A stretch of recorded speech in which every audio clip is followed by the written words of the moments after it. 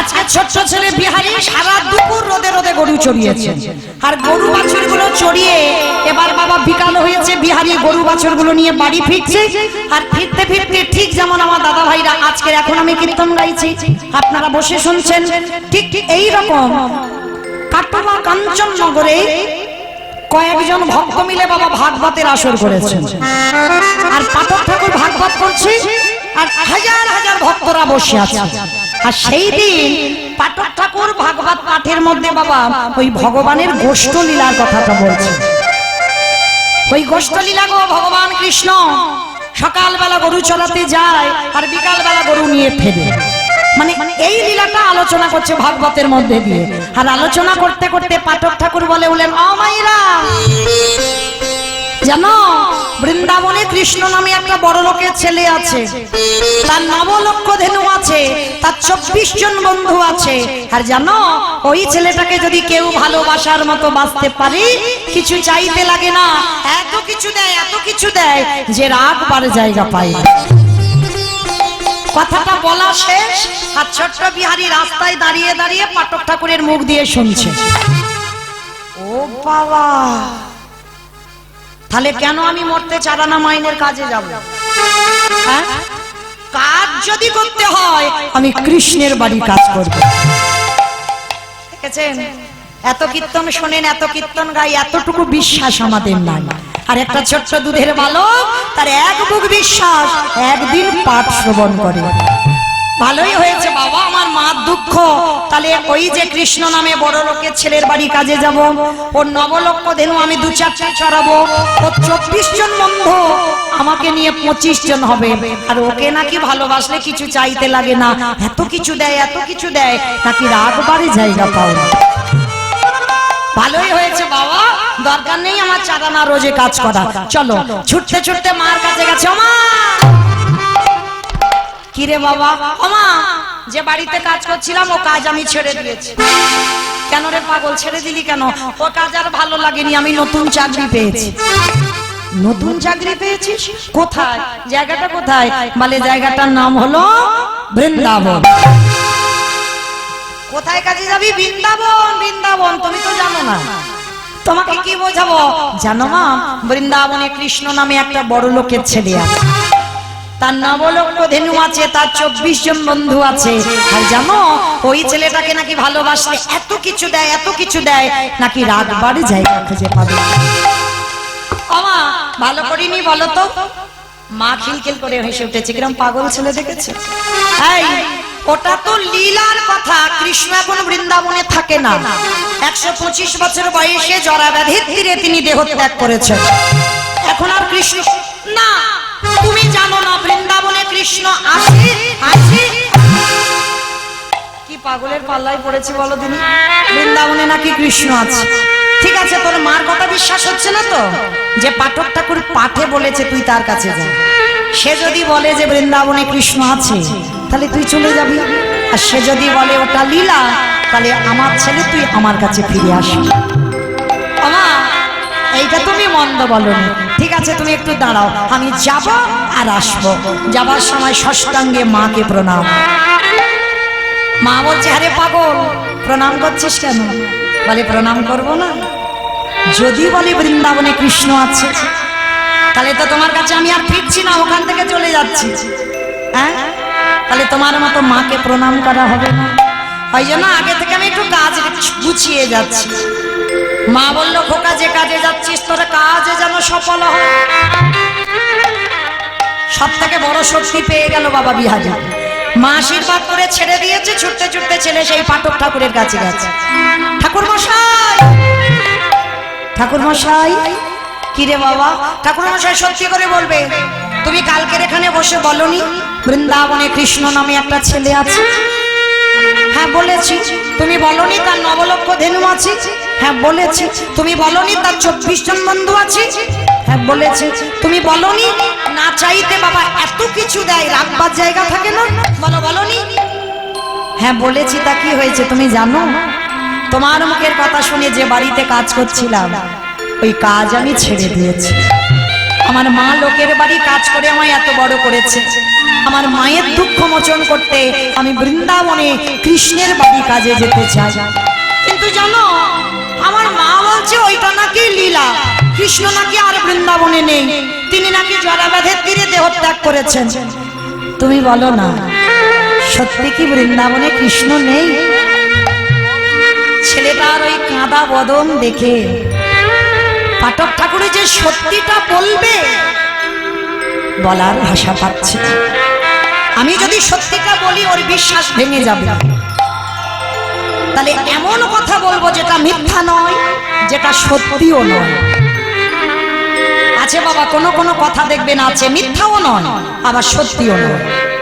তা বিহারীকে বলল খোকা শোন, আমার ডাকে বোধহয় কোনোদিন বৃন্দাবনে কৃষ্ণ নামবে না। কিরকম কায়দা করে কথা বলছে দেখো গুরুদেব, মিথ্যা নয় সত্যি নয়। আমার ডাকে কোনোদিন বোধহয় কৃষ্ণ নামবে না, কিন্তু বিহারী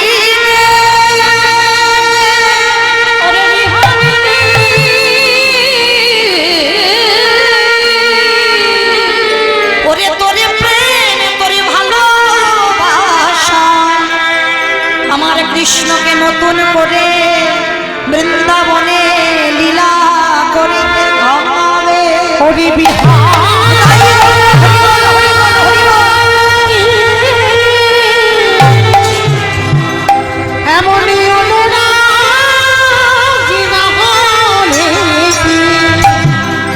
কৃষ্ণ পাওয়া যায় এমন ভালোবাসা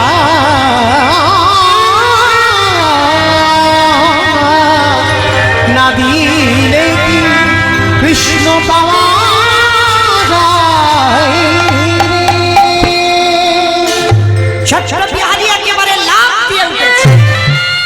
ঠাকুর মশাই তার মানে তুমি বলতে চাইছো আমার ডাকে কৃষ্ণ নামবে না, তোমার ডাকে নামবে না, আমার ডাকে নামবে? হ্যাঁ বাবা আমার বিশ্বাস, তোর বিশ্বাসে তাকে নতুন করে নামতে হবে। তাহলে ঠাকুর মশাই আমি আসি না। কোথায় যাচ্ছি? এতক্ষণ কি বললাম? আমার মার দুঃখ মোচন করতে বৃন্দাবনে কাজে যাচ্ছি দাঁড়া। ভিক্ষা হয়েছে ওটা আবার কি? ছোট বাচ্চা দীক্ষা টিক্ষা বোঝে, ওটা আবার কি? আচ্ছা বাবা দেখবেন একটা কথা বলি আসতে, বড়দের টিউশনি পড়ানো কিন্তু বাবা সোজা, কিন্তু ছোট বাচ্চাদের ওদের বকতে বকতে বাবা তোমার মাথার ঘিটা নড়ে যায়, তাই না? ছোট বাচ্চাদের পড়ানো খুব কঠিন। তা বাচ্চা মানুষ যদি জিজ্ঞাসা করে দীক্ষা কি, কি বলবে? ও তো কিছু বোঝে না। তা পাঠক ঠাকুর বলছে শোন বাবা একেবারে সোজা ভাবে, কৃষ্ণের বাড়িতে যারা যারা কাজ করে তাদের কানে একটা মন্ত্র দিতে হয়। ও ভাগ্যিস তুমি বলেছিলে, আর কানে মন্ত্রটা না নিলে তো কৃষ্ণের বাড়ি কাজ করা হতো না। তাহলে ঠিক আছে মন্ত্রটা দাও। ওরকম করে নয়, যা স্নান করে আয়। স্নান করে শুদ্ধ বাসন পরিধান করেছে, দীক্ষা মন্ত্রটা দিয়েছে। শোন আজকে থেকে আমি তোর পাঠক ঠাকুর নয়, আজকে থেকে গুরুদেব বলে ডাকবি। ও তোমাকে গুরুজি বলবো? ঠিক আছে দীক্ষা দিয়েছে। গুরুদেব বলছে এই দক্ষিণা দিবি না? হে গুরুদেব তোমাকে দেবার মতো আমার কাছে কিছু না। কি দেব তোমার? আমার কাছে তো কিছু না। কে বলেছে কিছু না? একদিন না একদিনে বৃন্দাবনে তোর মাধবের দর্শন হবে। আরে যদি কোনোদিন মাধবের দর্শন দিকে দেয় তুই তোর গুরুদেবের কথাটা তার চরণে জানাই দিস। আর কিছু চাই না। এ জন্মে তো আমার হলো না, আমার বিশ্বাস তোর হবে দর্শন। আর তোর যদি হয়ে যায় আমার কথাটা তার চরণে জানিয়ে দিস, এটাই হবে তোর গুরু দক্ষিণা। ঠিক আছে তোমার নামটা বলবো কৃষ্ণকে, এই তো ঠিক আছে। এবার আমি আসি। মস্তক মণ্ডল কাঁধে ভিক্ষার ঝোলা, স্কন্দে নামাবলি, স্কন্দে ভিক্ষার ঝোলা, গায়ে নামাবলি, দাদার সঙ্গে তিলক সেবা, আর বদনে কৃষ্ণ নামে বলতে বলতে গুরুদেবকে প্রণাম করলেন। গুরুদেব বললেন বাবা যে কাজে যাচ্ছিস তোর কাজে যেন সফল হয়। যে আশীর্বাদ মা দিল সেই আশীর্বাদ গুরুদেব দিল, আর আশীর্বাদ দিয়েই ছেলেটা যাচ্ছে বর্ধমান থেকে উত্তরপ্রদেশ। বাবা জানে না ছেলেটা কোথায় বর্ধমান আর কোথায় উত্তরপ্রদেশ, ওর আইডিয়া ছিল না। বেরিয়ে পড়েছে বৃন্দাবনে যাবার জন্য কৃষ্ণের বাড়ি। আস্তে আমায়রা নবদ্বীপ থেকে বর্ধমানে গিয়ে সবাই বিশ্রাম করছিলাম, চলো এবার একটু বৃন্দাবন যাই। উলুধ্বনি দাও বৈঠা হাতে সবাই, উলুধ্বনি। চলো তোরি পাইয়া কৃষ্ণ নামে বৈঠা হাতে চলো তোরি পাইয়া ওরে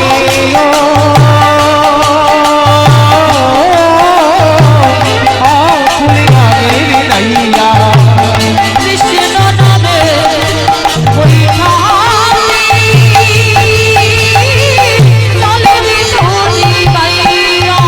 চারিদিক আকাশ মেঘাচ্ছন্ন, টিপ টিপ করে বৃষ্টি পড়ছে, ভোর ভোর পড়ছে পা, বিহারী ডাকছে কৃষ্ণ। আকাশে ঘিরে পৃথিবী জুড়ে ভয় ঘিরে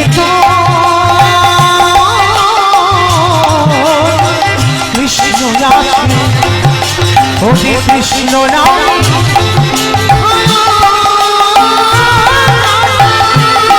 উপায় বন্ধ হরি বল,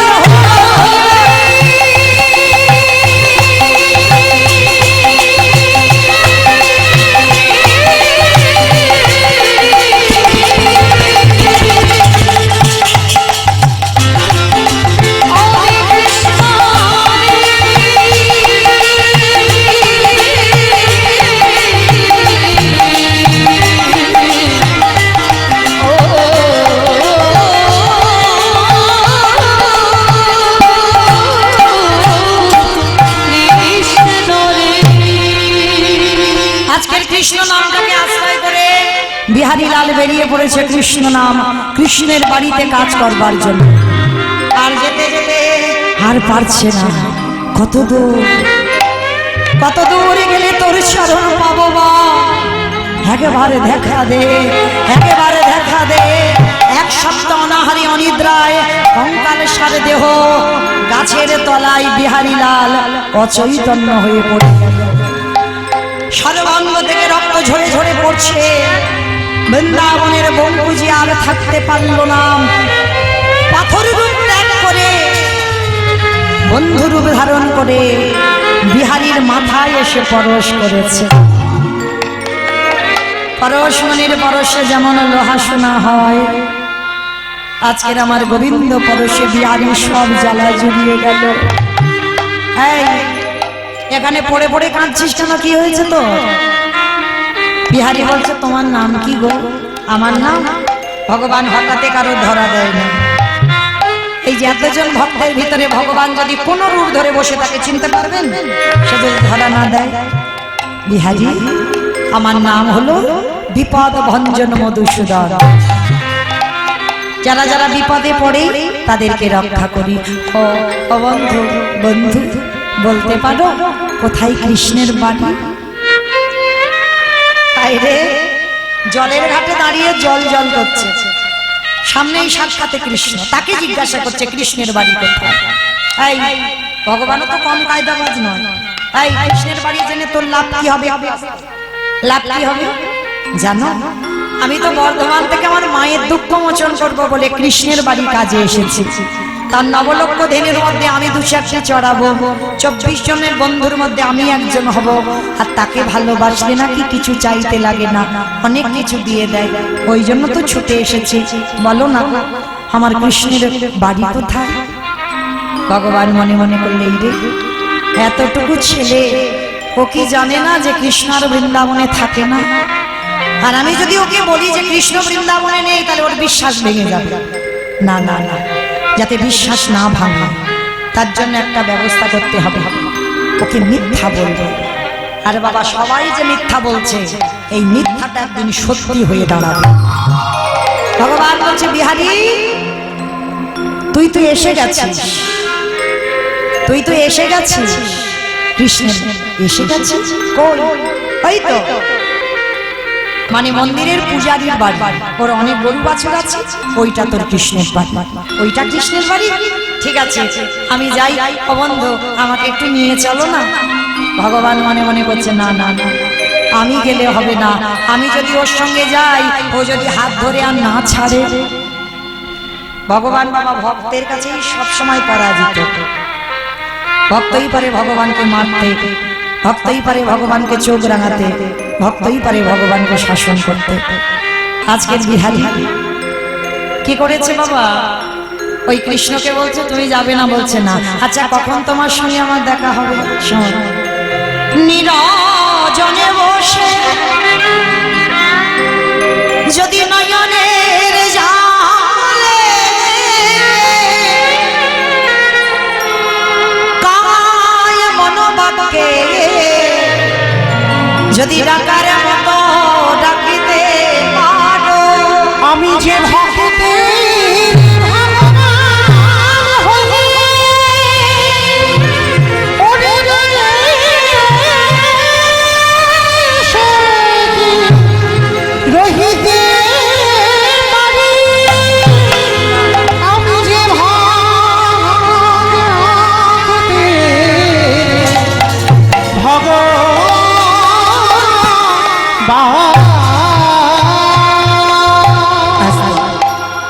আজকের বিহারী ছুটতে ছুটতে পূজারীর বাড়িতে গেছে, গিয়ে বলছে কৃষ্ণ কৃষ্ণ।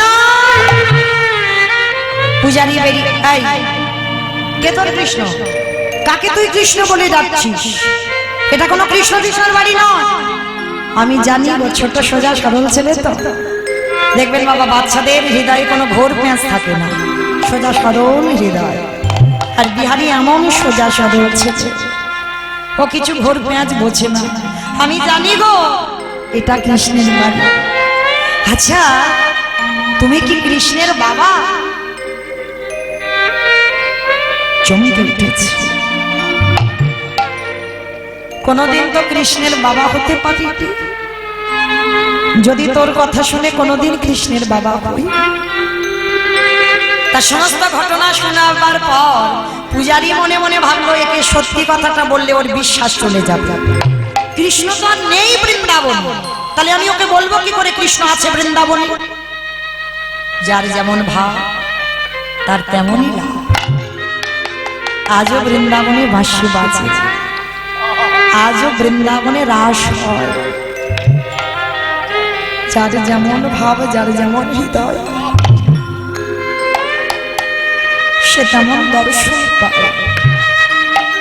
তবে একটা কথা বাবা, ওই যে আপন ভজন কথা না কহিবি যথাতথা। যদি কোনোদিন দর্শন হয়, জীবনে কোনোদিন ভুল করে কারোর কাছে বলে দিও না। আর যদি বলে দাও, কোটি কোটি জনম মাথা ঠুকলে আর তাকে তুমি দর্শন পাবে না। আজকে ওই পূজারী মনে মনে ভাবলো এতটুকু দুধের বালক, কি করে আমি একে বোঝাবো? শোন বাবা, তুই ঠিক বলেছিস সেটা কৃষ্ণের বাড়ি, মিথ্যা বলছে। আর বললি না কৃষ্ণের বাবা? হ্যাঁ আমি কৃষ্ণের বাবা। আমার একটা নিজের ছেলে আছে গোপাল, তুই হলি আমার আরো একটা ছেলে পালিত বিহারী লাল, আর কৃষ্ণ আমার একটা ছেলে। তবে ওকে অনেক করে ডাকতে হয় বাবা, সত্যি নয় আর মিথ্যাও নয়। দেখেছেন এমন করে কথা বলতে হবে, চলো না, সত্যি নয় মিথ্যা নয়। আজকে ও আমারই ছেলে, তবে অনেক করে ডাকতে হয়। ও আচ্ছা ঠিক আছে। আচ্ছা আমি কি তোমাকে বাবা বলে ডাকতে পারবো? কেন জানো ভয় পাই? ছোটবেলায় মার গর্ভে ছিলাম, মা গল্প করেছে বাবা নাকি আমার কথা শুনে দেহ রেখেছে। সেই ভয়ে আমি জীবনে কোনোদিন কাউকে আর বাবা বলি না। মনে ভয় হয় যদি বাবা বললে যদি আমার ছেড়ে চলে যায়, ওই জন্য কোনোদিন বাবা বলি না। তুমি যদি অনুমতি দাও আজকে থেকে তোমায় বাবা বলবো। ঠিক আছে, আজকে থেকে তোর বাবা আশ্রয় পেয়ে গেল। প্রত্যেক দিন বিহারী মাঠে মাঠে গরু চড়ায়। বিহারীর মনে একটাই চিন্তা, কৃষ্ণের এত গরু, মানে 9 লক্ষ গরু কই, কৃষ্ণ কই? আমি তো দেখতে পাচ্ছি না। ও বাবা তো বলেছে অনেক করে ডাকতে হয়, ডাকলে নাকি আসে। চোখ দুটো বন্ধ করে ডাকছে, কৃষ্ণ কৃষ্ণ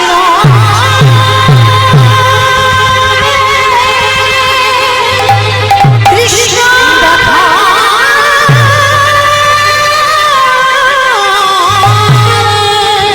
কোথায় তুই? আমি দেখতে পাচ্ছি না। কৃষ্ণ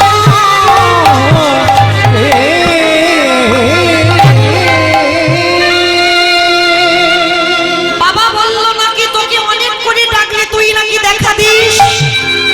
দেখা দে। চোখ দুটো বন্ধ করে বললো দেখা দে, দেখা দে, দেখা দে। আরে কি ভগবান থাকিতে পারে, থাকিতে পারে।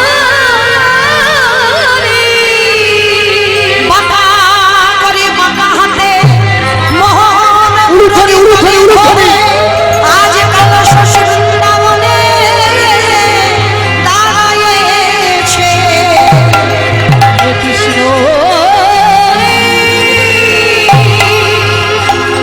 রাধে কৃষ্ণ কৃষ্ণ।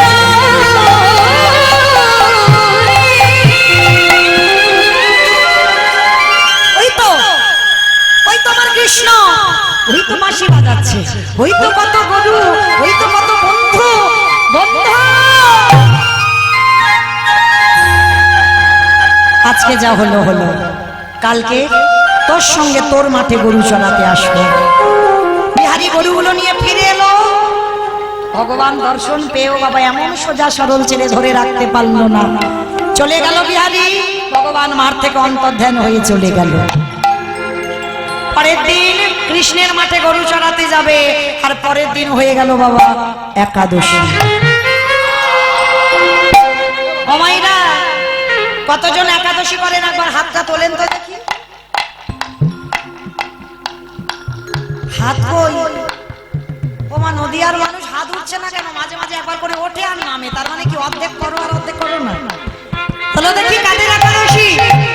বাহ, উঠছে ধীরে ধীরে, মানে লজ্জা কিনা ভয় দিন থাকতে গৌর গোবিন্দ নয়। হ্যাঁ, তো চলো দেখি। আজকের বিহারি একাদশী করেছে, 5 বছরের ছেলে, মাঠে গরু চড়াতে গেছে। আর একাদশীর প্রসাদ যে মাঠে পাঠাবে, সে বাজাকে বাবা বলে ডাকে, বাবা ভুলে গেছে। আচ্ছা মাইরা, আর 3 মিনিট পরে আমি চলে যাব। ঘড়ির কাঁটা বলছে, আমি বলছি না, ঘড়ি বলছে। তা মা চলে তো যাব, আমি চলে গেলে কারোর আমার কথা মনে থাকবে? থাকবে? যাই হোক, বাবা মাথা তো নেড়েছে, এতেই হবে। আচ্ছা, আমি চলে গেলে আপনারা আমাকে ভুলে যেতেই পারে, কিন্তু বাবা ওই যে ছেলেটা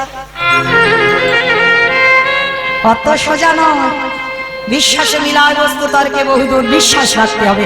ও ছেলে ভুলবার নয়, আর ভুলবেও না কোনোদিন। যদি তুমি ডাকার মতো ডাকতে পারো, এই বিশ্বাসটা তোমার রাখতে হবে। একদিন না একদিন, মৃত্যুর আগের দিন পর্যন্ত তারে আমি দেখা পাবো। এই যে যে তোমার হৃদয়ে রাখতে হবে, তবেই তোমার দর্শন হবে। তো আজকের কি করেছে বাবা? ভগবান মনে মনে ভাবছে, ভক্ত ভক্ত করে ভুলেছে, আমি তো ভুলতে পারি না। ভগবান কি করেছে জানো? পূজারীর ছেলের রূপ ধারণ করেছে। ছেলের রূপ ধারণ করে মানে গোপাল, গোপাল সেজেই আজকের বিহারীর খাবার নিয়ে মাঠে যাচ্ছে। বিহারী রে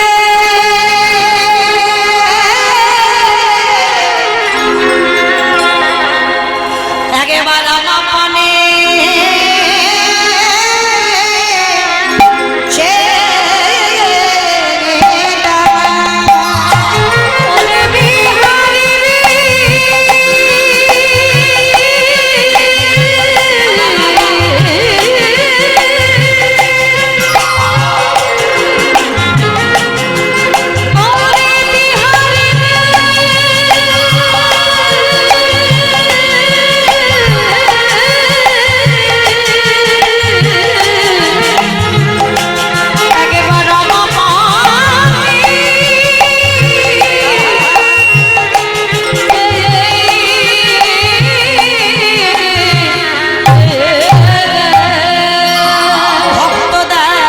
ভগবানের বদনে, ভগবান দেয় ভক্তের বদনে।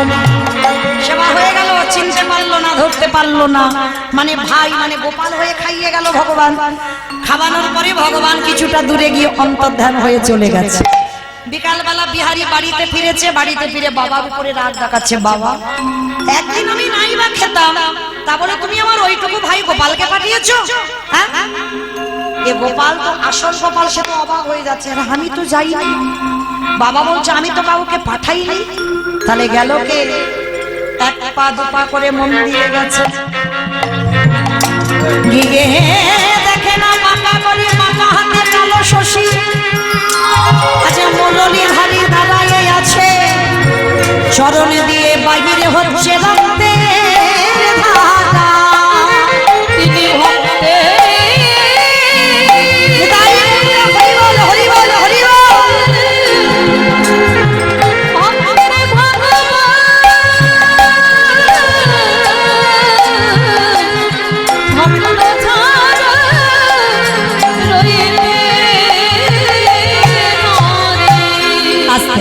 বিহারী কি করেছে বাবা? যেই না ওই প্রসাদটা সেবা করে বাবাকে বলছে, বাবা আমি বিশ্বাস করো গোপাল আমাকে খাইয়ে গেছে। যেই না মন্দিরে গিয়ে দেখলো ওটা গোপাল নয়, ভগবান গোপালে ডুব ধরে বিহারীকে খাইয়ে এসেছে।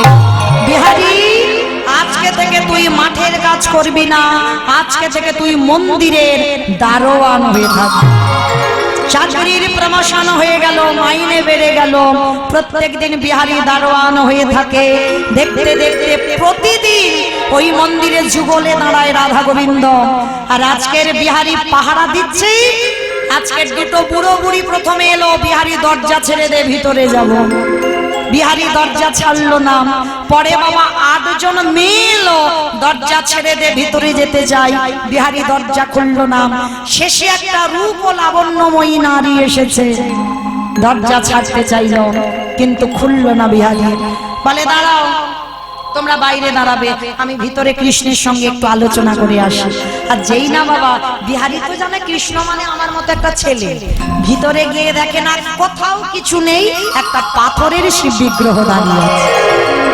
আর বিহারী চারিদিকে শুধু কৃষ্ণ কৃষ্ণ বলে খুঁজে বেড়াচ্ছে।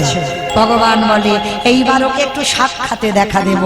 পাথর রূপ ত্যাগ করে সচল বিগ্রহ হয়ে বন্ধু রূপ ধারণ করে পিছনে গিয়ে দাঁড়িয়ে ডাকছে, বন্ধু।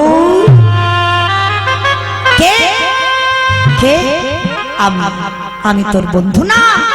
তুমি বন্ধু না, তুমি তো কৃষ্ণ। বন্ধুরে, যে আমারে যেমন ভাবে ডাকে, আমি তার কাছে তেমন ভাবে ধরা দিই। কেউ যদি মনে করে বন্ধু হয়ে যাই বন্ধু, কেউ যদি মনে করে পুত্র হয়ে যাই পুত্র, কেউ যদি মনে করে পতি হয়ে যাই পতি, কেউ যদি মনে করে চরণের দাস হয়ে যাই চরণের দাস, কেউ যদি মনে করে ঘরের দারোয়ান, আমি বলি রাজার মতো হয়ে যাই তার ঘরে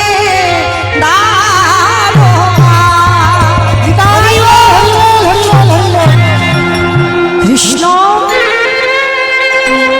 আমি এতদিন এত বোকা, বলে বোকা নয়, তুই চালা। তোর সরলতার জোরে আমি বৃন্দাবনে 125 বছর বয়সে দেহ ত্যাগ করেও তোর ভক্তিতে নতুন করে লীলা করতে হলো। ও কৃষ্ণ, বাইরে বুড়ো বুড়ি দুটোকে বলে বুড়ো বুড়ি নয়, ওটা শিব দুর্গা। 8 জন মেয়ে কারা? বলে রাধারানীর অষ্টসখী। শেষে যে মেয়েটা এলো কি সুন্দর দেখতে, ওটাকে বলে ওটাই তোমার সব।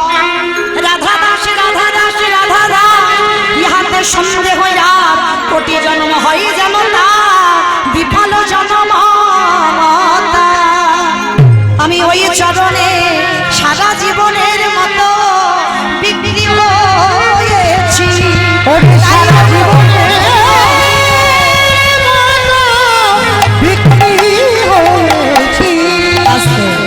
কি করিস? বলে মন্দিরে যুগল হয়, ওরা রোজ যুগল। ও কৃষ্ণ, আমার একটু দেখাবি? হ্যাঁ, কেন দেখাবো না?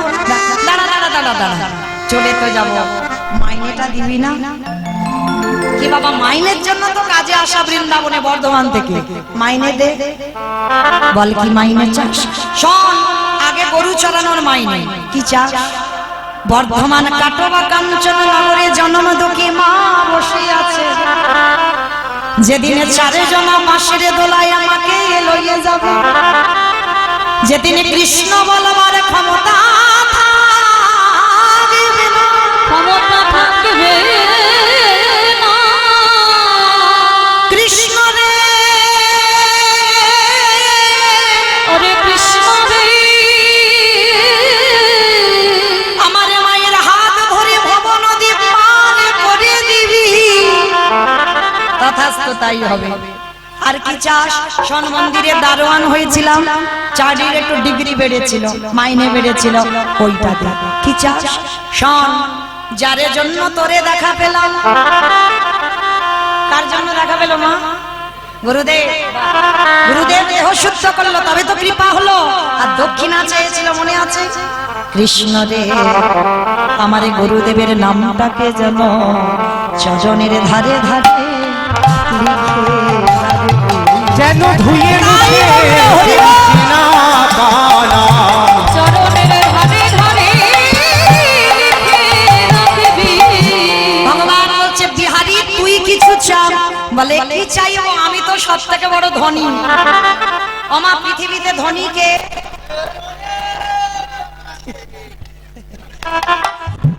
যাদের অনেক টাকা আছে তারা ধনী না। হ্যাঁ, এই জগতের সংসারী যে জন কৃষ্ণ প্রেম সম্পদ অর্জন করে, এ জগতে সেই তো ধনী। যেজন কৃষ্ণ ছাড়া আমি জানি না এ জগতে, সেই তো যে জন কৃষ্ণ ছাড়া আমি জানে না। এই জগতে সেই তো ধনী। ভগবান বলছে, বিহারী তোর কিছু চাইতে হবে না, আমি নিজে দেব। এতদিন বৃন্দাবনের বঙ্কুজি ছিলাম, আজকে থেকে আমি বৃন্দাবনে প্রতিষ্ঠা পেলাম। বৃন্দাবনে বঙ্কু বিহারী লাল কি, বঙ্কু বিহারী লাল কি, বঙ্কু বিহারী লাল কি। রাধা গোবিন্দ যুগলে দাঁড়ালেন, ভক্তগণ যুগলে দেখলেন, স্বামীর বামে, স্বামীর বামে, স্বামীর বামে দাঁড়াইল নবীন কিশোরী গো। ওই শরণে দাঁড়াইল কৃষ্ণ রে। শ্যামের রামে দাঁড়াইল নবীন কিশোরী গো। ললিতা বিশাখায়ালী নিতাই গৌর হরি গো। সুন্দরী গো, যত সুন্দরী। পাতায় হে পাতায় দিচ্ছে করো কালু গো।